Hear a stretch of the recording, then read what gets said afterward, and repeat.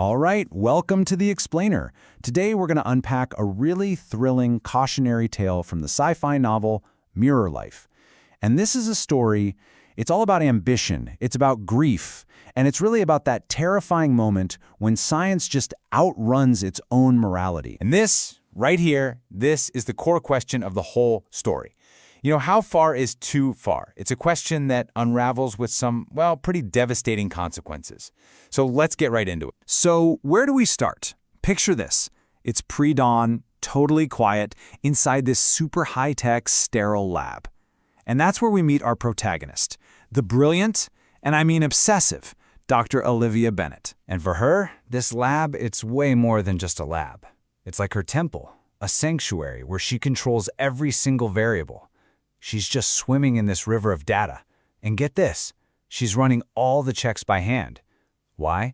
Because she trusts no one but herself to find that one tiny anomaly that could just bring it all crashing down. So what's driving her so hard? Well, it all comes down to this really deep personal tragedy. Her younger sister, Amy, died from an antibiotic-resistant infection, one that science, with all its power, just couldn't stop. And that feeling of powerlessness, that's what forged her ambition. For Olivia, this isn't just about the science. No, it's personal. It's a promise she made to her sister. Okay, so to really get what Dr. Bennett is doing, you need to understand this one key concept. All life on Earth, I mean everything, is biochemically left-handed. What she's trying to do is build the opposite, right-handed life. She's creating molecules that are a perfect mirror image of her own. And because they're a mirror, they'd be completely invisible, totally immune to every virus, every parasite, every pathogen we know. You can see the goal, right? To make sure nobody ever suffers the way Amy did.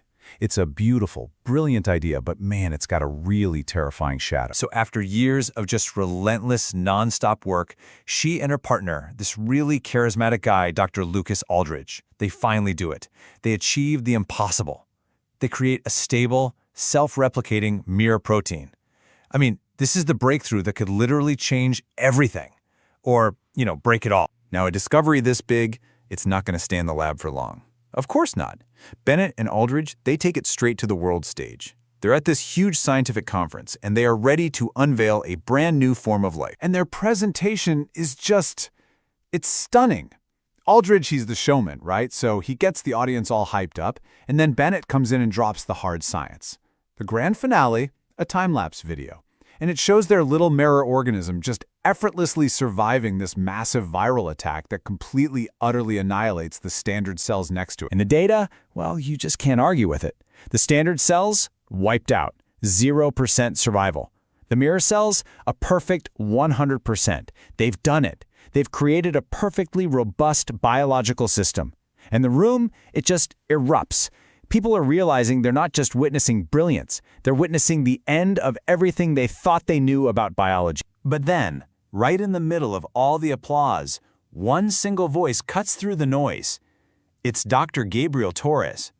He's an ethics specialist, and he stands up and asks the first, truly chilling question about the consequences of all this. And just like that, the battle lines are drawn. You have Taurus on one side, warning that they've basically created a perfect, unstoppable invasive species. An escape, he says, could be an apocalyptic plague. On the other side, you've got the super ambitious Dr. Victoria Sinclair, who just dismisses it all as fear-mongering. So the threat is out there, it's been named, but ambition wins. The warning gets shoved aside. But that question, it doesn't just go away. It kind of hangs in the air as Bennett, more energized and determined than ever, pushes her team to start the next phase of experiments back at the lab. And this, right here, is where all the theory stops and the terrifying reality starts to kick in. This is when her much more cautious colleague, Dr. Raj Patel, speaks up. Now, Raj is the voice of restraint in the group. He's the guy who checks the math 3 times, then checks it again. And he has this feeling, this deep sense that they're about to cross a line, one they can never, ever uncross. So, what do? They put a single mirror microbe into this bioreactor full of nutrients, and almost immediately, the whole thing just spirals out of control. The replication rate, it doesn't just meet their projections, it blows right past them. It's accelerating way beyond any conceivable safety limit. This thing is just burning through its food source at a speed none of their models could have ever predicted. And this reveals a really chilling new truth. The organism isn't just robust, it's not just surviving, it's actively, aggressively consuming its environment. It's not just alive, it's hungry. And every single safeguard they built fails. Those kill switches they so cleverly engineered into its DNA? Totally useless. The growth is completely out of control, and the team has this dawning, horrifying realization their creation isn't just succeeding, it's actively outsmarting them. Even Bennett has to admit, it's working too well. You know, this moment is really the story's second huge turning point. The first was creating this life. The second, it's losing control of it.